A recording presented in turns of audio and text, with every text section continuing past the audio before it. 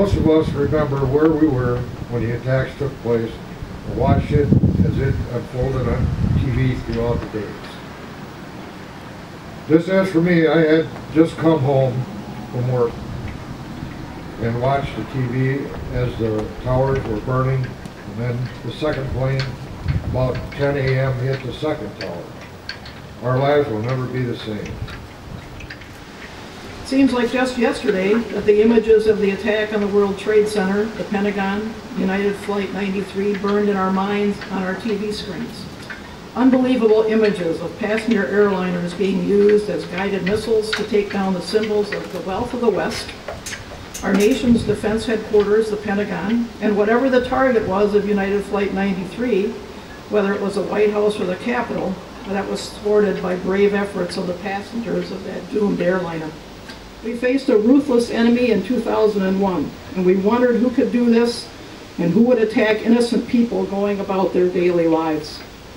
As President Bush said that at that time, freedom itself was attacked this morning by a faceless coward, and freedom will be defended. We will not tire, we will not falter, we will not fail. That enemy is no less ruthless today, and we hide our heads in the sand wishing it wasn't so. Who would think that in the years after 2001, after we moved into a new century, instead we would become familiar with beheadings as a favored way to kill your enemy?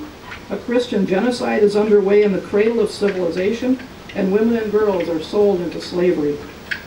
So here we are in 2015, and on this day of remembrance, it has become officially a day of caring, of doing nice things for one another. Nothing is wrong with that. But if we forget what happened in 2001, we are not doing justice to the thousands of those who died that day, be they airline passengers, people working in the World Trade Center, first responders. They were all in the front lines of a war that we didn't know we were fighting.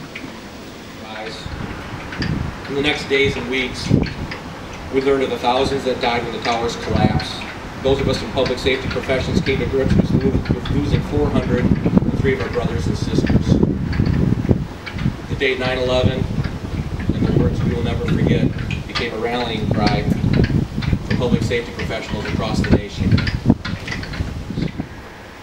I'm proud and privileged to work with amazing men and women.